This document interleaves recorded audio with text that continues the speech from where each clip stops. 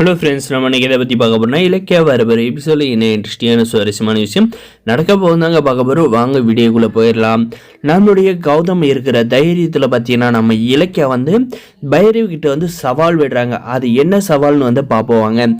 அந்த அநாத ஆசிரமத்தை மாணிக்கத்திடம் வாங்கி அந்த இடத்துல இலக்கிய ஆசைப்பட்ட மாதிரி அநாத ஆசிரமம் ஆரம்பித்து தருவான் அப்படின்ற மாதிரி கௌதம் சொன்னதுக்கு, கௌதம் நீ வீணா பிஸ்னஸில் கான்சன்ட்ரேஷன் பண்ணாத, போய் இந்த மாதிரி அநாத ஆசிரமம் ஆரம்பிக்கணும், உன்னுடைய ரெப்புடேஷன் நீயே குறைச்சிக்கிட்டு இருக்கா. இலக்கியாவுக்கு ஆரம்பிக்கணும், அவளோட காசு அவள் உழைச்சி சம்பாரித்து ஆரம்பிக்கணும் அப்படின்ற மாதிரி நம்ம பைரவி சொல்கிறாங்க. இதில்னா தப்பு இருக்குது. அவங்க இலக்கியா ஆசைப்பட்டா அவங்க உழைச்சி சம்பாரித்து அவங்க நிறைவேற்றலாம். அது நம்மளுடைய கௌதம் நம்ம பைரவி என்ன சொல்கிறாங்க, எதுக்கு எங்களுடைய காசில் அதை ஆரம்பிக்கிறீங்க அப்படின்ற மாதிரி சொல்கிறாங்க.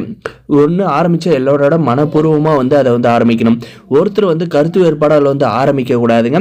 நம்ம பைரவி சொல்கிறதுல ஒன்றும் அந்த மாதிரி எனக்கு தப்பாக தெரியல. ஆனால் பார்த்தீங்கன்னா இது ஒரு நல்ல விஷயம் தான். இதை பார்த்தீங்கன்னா நம்மளுடைய பைரவி நீ நினைக்கிறது கண்டிப்பாக நடக்க விட மாட்டேன் இலக்கியா, நீ என்ன வேணாலும் பண்ணிக்கோ, அந்த நீங்கள் இந்த ஊரில் எந்த இடத்தானாலும் வாங்க, ஆனால் அந்த மாணிக்கத்தோட இடத்த நான் வாங்கவே விட மாட்டேன். அந்த இடத்துல எப்படி நீங்கள் அநாத ஆசிரமம் ஆரம்பிச்சிடுறீங்களா அப்படின்ற மாதிரி பார்க்குறேன் அப்படின்றாங்க.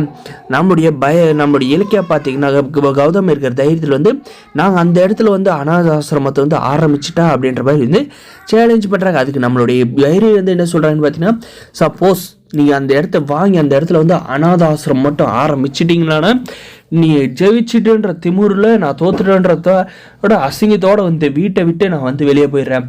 அதே நான் ஜெயிச்சுட்டு நீ தோத்தேன்னா நீ கௌதம் விட்டு நிரந்தரமாக பிரிஞ்சு போயிடணும். அதுவும் போக இந்த வீட்டோட எல்லா மெயின்டெனன்ஸ்லேருந்து அதேமாதிரி ஆஃபீஸோட சேர்மேன் போஸ்டிங் வரைக்கும் எல்லாமே எனக்கு எனக்கான அதிகாரத்தை கொடுத்துடணும் அப்படின்ற மாதிரி பார்த்தீங்கன்னா தைரியமாக கெத்தாக சவால் விடுறாங்க. அதுக்காக பார்த்தீங்கன்னா நம்மளுடைய கௌதம் என்ன சொல்கிறேன்னா, சவால் விட்டீங்களா இனிமேல் பார்க்கலாம், நான் கண்டிப்பாக அந்த இடத்த வாங்கி நான் இலக்கிய ஆசைப்பட்டதை செஞ்சே தீருவேன் அப்படின்ற மாதிரி பார்த்தீங்கன்னா நம்முடைய கௌதம் சொல்கிறாருங்க. நம்மளுடைய ஜானி பார்த்தீங்கன்னா எதுக்காக இப்படி அடிச்சிருங்க பைரவி, அவங்க செய்கிறது நல்ல விஷயம் தானே, விட்டு தொலைய வேண்டியது தானே அப்படின்றாங்க.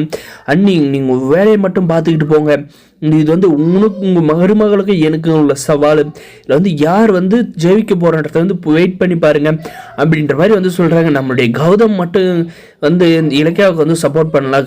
நம்ம இலக்கியா கண்டிப்பாக ட்ரை பண்ணவங்கள அவங்களால முடியாது. நம்முடைய கௌதம் பார்த்தீங்கன்னா இருக்கிறதுனால பார்த்தீங்கன்னா நம்ம இலக்கியாவுக்கு சப்போர்ட்டாக இருக்குது. ஆனால் பார்த்தீங்கன்னா நம்ம கௌதமுக்கும் பார்த்தீங்கன்னா நம்ம பைரவியும் எஸ்எஸ்கே கொடுக்க போகிற டென்ஷன் ப்ரெஷர் எல்லாம் பயங்கரமாக இருக்குன்னு நினைக்கிறேன். இந்த வீடியோக்கு லைக் பண்ணி மறக்காம சப்ஸ்கிரைப் பண்ணி தேங்க்ஸ் ஃபார் வாட்சிங் கைஸ்.